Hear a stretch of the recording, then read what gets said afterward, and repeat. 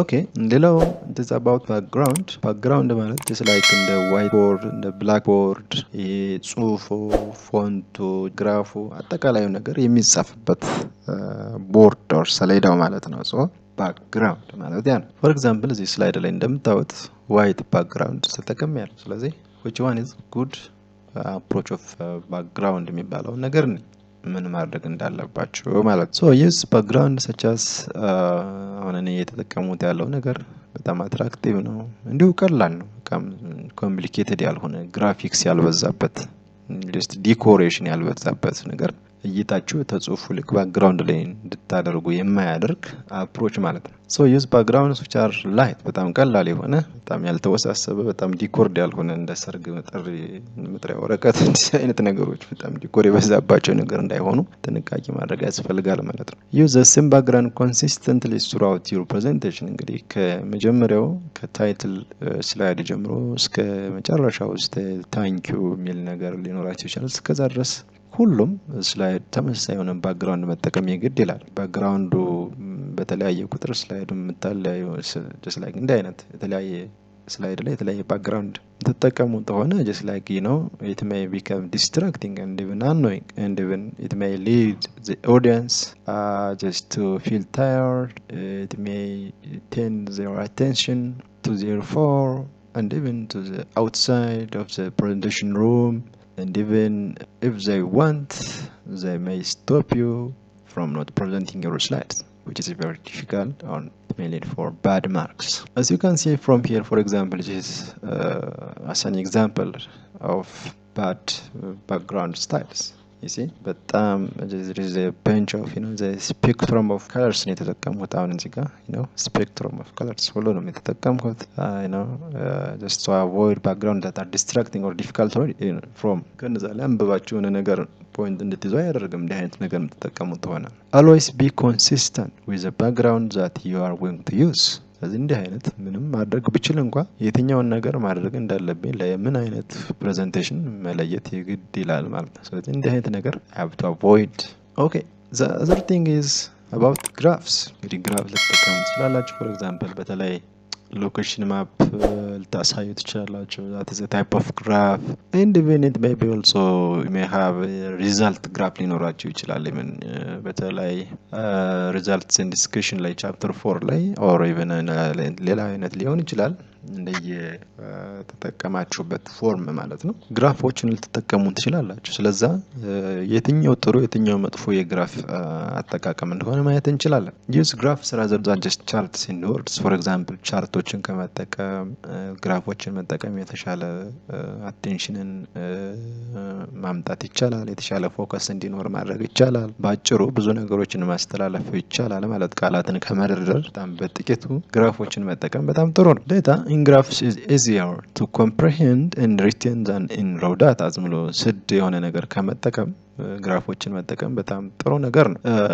ስለዚህ ትሬንድስ for example are easier to visualize in graph። ሂደቶችን የነገሮችን ሂደት ይሄ ነገር ጨመረ፣ ይሄ ነገር ቀነሰ፣ ይሄ ነገር ይሄን ይመስላል፣ ይሄ ነገር እንደዚህ ሄዷል ማለት even ኮምፔር ለማድረግ እንኳን መጠኖችን አይቶ ቁጥር ብቻ just like 50 እና 100 የሚሉ ቁጥሮችን ከማየት በተሻለ በግራፊካል የሆነ ቪዥዋላይዜሽን ቢኖር የተሻለ ቁጥሩን ከሳላይ የትኛው የበለጠ እንደሆነ የትኛው ሞር አፌክት ሊያደርግ እንደሚችል በጣም መለየት ይችላል ማለት ነው። በተለይ ደግሞ ግራፎችን በምትጠቀሙበት ጊዜ just you have to use titles for each and every graph። እንግዲህ ታይትል የሌለው ነገር ዝም ብሎ እንዳጋጣሚ የቀረበ ነገር ነው የሚመስለው። ስለዚህ እሱን ማስወገድ የግድ ይላል ማለት ነው። በእያንዳንዱ ግራፍ ታይትል እንዲኖር ያስፈልጋል ማለት ነው። ግልጽ ነው አይደል? የገባችሁ ይመስለኛል። for example እዚህ ጋር የቀረበው ነገር ግራፍ ነው።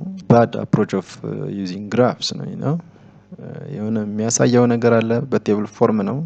just there is row and column here and even I can see what the number says and which number is for what የሚለው ነገር በጣም መለየት ይቻላል። ግን ከዚህ በተሻለ ለምሳሌ ይሄንን ተመሳሳይ የሆነ ዴታ I can change it into this which one is better. for example እዚህ የቁጥር ጋጋታ ከማየት እንደ አይነት ነገር ከማየት there is something አሁን እንግዲህ የትኛው ሞር በምን ወቅት እንደሆነ በጣም በቀላሉ መለየት ይቻላል በመኖር የተለያየ በተለይ ደግሞ ቀለማትን በላያቸው ደግሞ የተሻለ ማድረግ ይቻላል ይሲ ስለዚህ ቴብሎችን ከመጠቀም just you can shift the tables into or you can convert the tables into such like graphs እንዲህ ማድረግ ይቻላል ስለዚህ ታይትል አለው እንደምታዩት assessment results of the training 2022 ይላል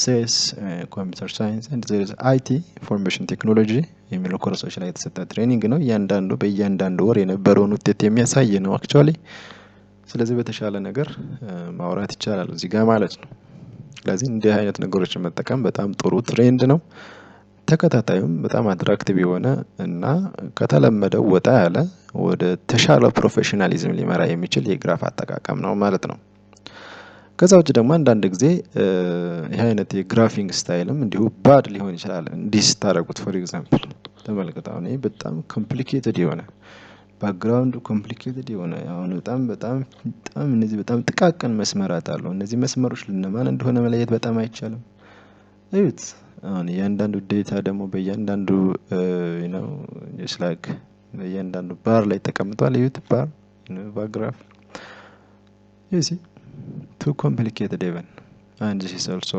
another example for bad graphing bad ግራፉ ባድ ነው ለማለት ሌላ አይነት ኤግዛምፕል ነው ይሄ ስለዚህ እንዲህ አይነት ነገሮችን ማስወገድ አለባችሁ ማለት ነው እንደዚህ ከምታደርጉት ቅድም ባየነው ስላይድ ወደዚህ መቀየር በጣም የተሻለ ይሆናል ማለት ነው በተለይ ቅድም ያየነው ግራፍ ይሄ ግራፍ ማለት ነው እንደ አይነት ግራፎችና መሰል ችግሮች በተለይ እነዚህ ማይነር ግሪድ ላይንስ የሚባሉ ነገሮችን መጠቀም በጣም አስፈላጊ አይደለም ምክንያቱም ኢንዲኬት የሚያደርጉት ነገር በጣም ሬር ስለሆነ በጣም ትንንሽ ፎንቶችን መጠቀም እንዲሁ እንዳይታዩ ያደርጋቸዋል ቅድም ካልነው ቴክስቹዋል ኢንፎርሜሽን የተለየ አይደለም ስለዚህ እንዲታይ የሚያደርግ ፎንት ሳይዝ መጠቀም ስለዚህ በእያንዳንዱ ስላይድ ላይ በጣም በትንሹ 18 ፎንት ሳይዝ መጠቀም አለባችሁ ስላልነ ወይ ደግሞ ስታንዳርዱ ያ ስለሆነ በዛው ልክ ማድረግ የግድ ግራፎችም ላይ እንዲህ አይነት አፕሮች መጠቀም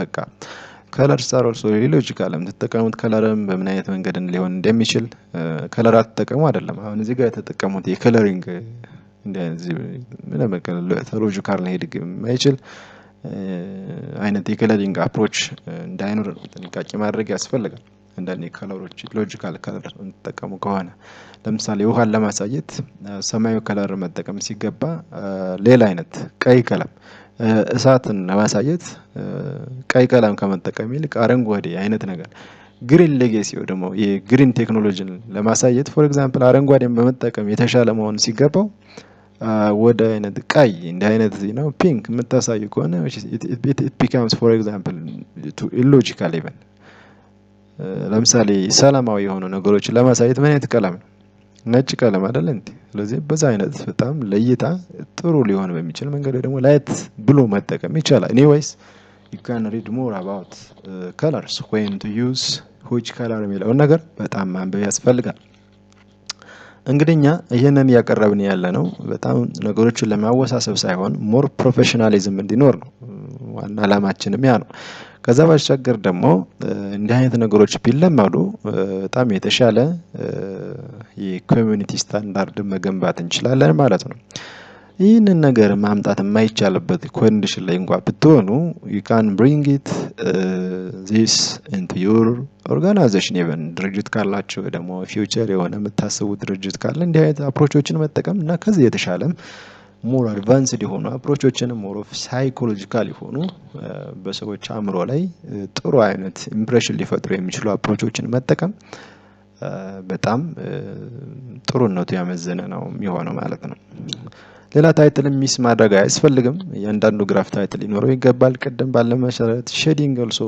distracting መሆን የለበትም በጣም ዝም ብሎ አላገባብ የሆነ ሼዲንግ መወገድ አለበት ማለት ነው ሌላው ደግሞ just like any other writing you need to prove the spelling and grammar while you prepare slides አንዳንድ ጊዜ ዝም ብለው ሚኒንግለስ የሆነ የተርም አጠቃቀም በተለይ ስፔሊንግ ሚስቴክ ካለ አሁን እዚህ ጋር ስፔሊንግ የምትለውን አይታችኋል ስፔሊንግ ሚስ አድርገናል አንድ just like እንደ አይነት ስህተቶች እንዳይኖሩ አንዳንዴ ስልካቸውን አውጥተው ቼክ ሊያደርጉ ይችላሉ እና ምንም የሌለ ተርም ተጠቅማችሁ ከሆነ ለቀይ ካርድ ተጠቂ ልትሆኑ ትችላላችሁ። እሺ ሶ ሌላው ደግሞ just use repeated words the use of አሁን እዚህ ጋር ኦፍ ተጠቅም ያለው አይደል እናንተ ልብ ላትሉ ትችላላችሁ። ስለዚህ ሪፒትድ ወርድ እንዳይኖር መጠንቀቅ ያስፈልጋል። ምናልባት ፓወርፖይንት ይሄን ነገር አውቶማቲካሊ አይደንቲፋይ ማድረግ አይችልም።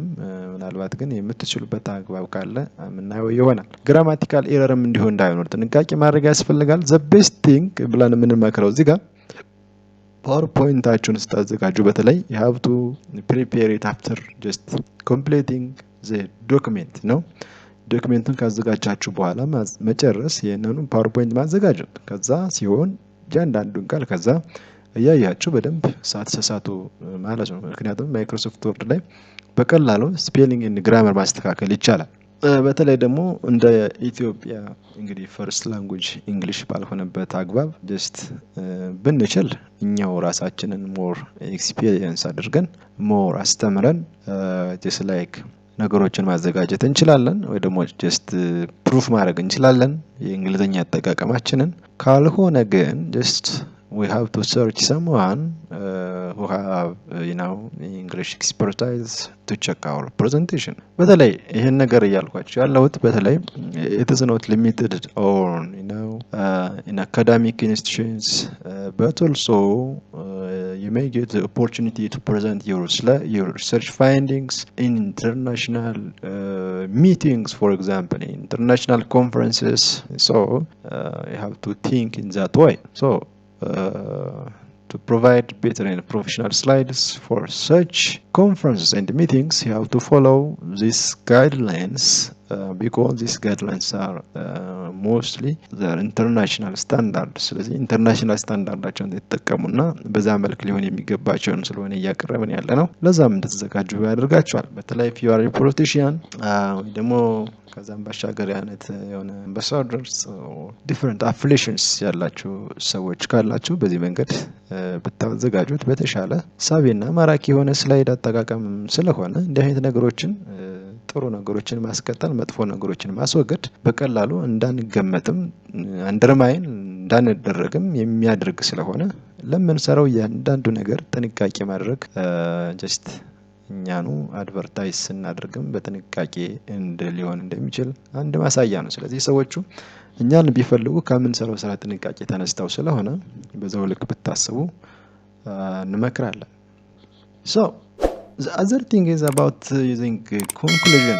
You have to conclude after finishing your presentation. So you have to use an effective and strong closing. Your audience is likely to remember your last words. For example ከጀመራችሁት በተሻለ ደግሞ ብዙ ጊዜ ኦዲየንስ በጣም ብዙ ደቂቃ ቆይቷል፣ ተከታትሏቸዋል፣ ጀስት ቫልዩ ሰጡ፣ አድምጧቸዋል፣ ተከታትሏቸዋል። ፋይናሊ ግን የምትሉት ነገር ደግሞ አእምሮ ላይ ሊቀር የሚችል ነገር ነው። በሳይንስም ያለ ነገር ነው። ስለዚህ መጨረሻ ላይ ምን ማለት እንዳለባችሁ ከአውዱ ሳትወጡ ጀስት ከኮንቴክስቱ ሳትወጡ በዛው በኮንቴክስቱ ላይ ተመስረታችሁ ምን ማለት እንዳለባችሁ በጣም ቃላትን መርጣችሁ as a conclusion መጠቀም እንደሚገባችሁ እንመክራለን። So use a conclusion slide just to summarize the main points of your presentation. For example መድገም ሳይሆን so what does it mean የሚለውን ነገር ነው the implications ማለት እንጂ ሳመሪ ማለት አይደለም። ኮንክሉዥን እና ሳመሪ አንድ አይነት አይደለም። ከዚህ በፊት ያዘጋጀናቸውን ስላይዶችን ማየት ትችላላችሁ። ከዚህ በፊት ያሉ ቪዲዮዎችን በተለይ just a complete guide to prepare research report የሚለውን ነገር ብታዩት ዛጋ ማግኘት ይቻላል። So suggest future advance or avenues of research, for example ወደፊት ምን መጠናት አለበት፣ ምን ከበር አደረጋችሁ፣ ምን ከበር አላደረጋችሁ የሚለውን ነገር በትክክል የምታስቀምጡ እዛ ጋር በጣም የተሻለና ጥሩ ኢንሳይት ይዘው ይሄዳሉ ማለት ነው። just like በጣም ፕሮፌሽናል የሆኑ ሰዎች የተሰባሰቡበት ሊሆን ስለሚችል ማለት ነው። just finally after the conclusion just I advise you to use question slides. For example you have to invite your audience to ask questions. For example you may use symbols or you may use simple phrases to invite your audience to ask questions. Provide a visual aid during question period, አንዳንድ ጊዜ ያው ሲምቦል ተጠቀሙ ይችላልላችሁ፣ ግራፍስ ተጠቀሙ ትችላላችሁ። በተጨማሪ just avoid ending a presentation abruptly በጣም ወይ ደከመ ተሸከመኝ በቃ አለቀ ተጠናቀቀ ምናምን አይነት ነገር ኮንግራቹሌሽንስ ምናምን አይነት አፕሮች ባትጠቀሙ እመክራለሁ። በጣም ወደፊት የምናያቸው አንዳንድ ነገሮች አሉ በጣም የምናስተውላቸው በተለይ በእኛ በሀበሻ ወርልድ ላይ ማለት ነው በጣም ጥሩ ያልሆኑ ሳናውቃቸው ካቀረብናቸው ስራዎች ይልቅ በጣም ሊጎዱን የሚችሉ የፐርሶናሊቲ የአፒራንስ እንዲሁ የዛ አይነት ደግሞ በምንሰራቸው ስራዎች ላይ ማኒፌስት ስለሚሆኑ የቃላት አጠቃቀማችን ላይ የምንለው ነገር ይኖራል። ወደፊት ዝም ብሎ በአጋጣሚ የተቋረጠ አይነት ባታደርጉት ይመከራል። እንዲሁ ዝም ብሎ ጨረስኩ አሁን ዘይድ ምናምን ብሎ ማብቃት ሳይሆን ፕሮፐርሊ ኮንክሉድ ማድረግ and finally ጥያቄ ካላችሁ ጠይቁኝ ማለት ነው። So this is all about my presentation. Please ask question or you can say this is all about what I have for you today. If you have any doubt you can ask me. እንደዚህ ነገሮችን መጠቀም ትችላላችሁ እና እንዲህ መሰል አይነት ክሉሲንግ ስቴትመንቶችን በቀጣይ ማቅረብ እንችላለን። you can comment if you want. እንግዲህ ምናልባት በአጠቃላይ የፕሬዘንቴሽን ስላይድ ለድርጅቶች ለትምህርት ተቋማት ላይ የምትሰሩ መምህራን ልትሆኑ ትችላላችሁ። ተማሪዎች እንግዲህ ምናልባት እንኳን ደካማ አድቫይዘር ቢገጥማችሁ ኬርለስ አድቫይዘር ቢገጥማችሁ እንኳን እንዲህ አይነት ቪዲዮዎችን በማየት እናንተን በማብቃት የህይወታችሁ ክፋይ የሆነች እያንዳንዷን ሰከንድ ቫልዩኤብል በሆነ መንገድ በመጠቀም ራሳችሁን አፕግሬድ ማድረግ እንዲሁ ደግሞ ቤስት ኤክስፒሪየንሶችን አፕጀስት ነው ሆልድ ማድረግ እና ሰልፍ ዲቨሎፕመንት ላይ ማተኮር ጥሩ ይሆናል። ስለዚህ ፕሬዘንቴሽን ስላይዶች እንዴት ማዘጋጀት እንዳለባችሁ ባለፉት ደቂቃዎች ለማሳየት ሞክረናል ማለት ነው። if you have any questions for example you can provide on the comment section. You can follow us on our telegram, you can follow us on our other social medias for example in the Facebook እና መሰሎችን መከታተል ትችላላችሁ። አይዲያዎች ሰጀሽኖችን እዚህ ጋር ቪዲዮ ይሰራልን ማለት ትችላላችሁ። ሰብስክራይብ ካላደረጋችሁ ሰብስክራይብ አድርጉ፣ ላይክ አድርጉ፣ ኮሜንት አድርጉ፣ ሼር አድርጉ እና መሰል ነገሮችን ሰፖርት አድርጉ። አሁን ላይ ወደ 3000 የተጠጋን ነው። በጣም ጥሩ ቁጥር ነው። እኛም የተሻሻሉ ነገሮችን እንደ ተመራማሪ ብቁ ተመራማሪ ከማድረግም በተጨማሪ በተለይ ከኤክስቴንሽን ተመራቂዎቻችን ከሳመር ተመራቂዎቻችን እንዲሁም ከሬጉላር ተመራቂዎቻችን ጋር ያሉ ኤክስፒሪየንሶችን ጥሩ መጥፎ ነገሮችን ምን ሊመስሉ እንደሚችሉ እነሱንም እያመጣን የምናቀርብ ይሆናል። በጣም ጥሩ ትምህርት እንደምታገኙበት አንጠራጠርም። እናንተ የሚጠበቀው ጀስት ላይክ ማድረግ ነው፣ ሼር ማድረግ፣ ሰብስክራይብ ማድረግ ነው። ለምትወዷቸው ለተጨነቁ ሰዎች ማጋራት ነው። የኛም አላማ እሱ ነው። ጀስት የሚጨነቅ ሰው እንዳይኖር በተቻለ መጠን ማለት ሌላውን ባልደረባ እንዲያደርግ እንዲያታደርግ ከማለት የኛን ተሻለ የምንለውን አፕሮች ነው የዘረጋ ነው።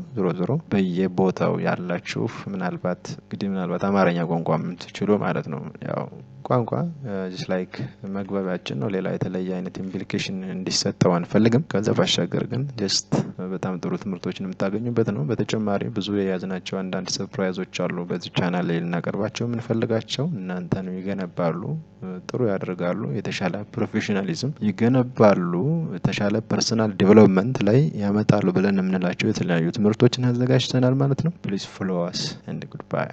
Thank you.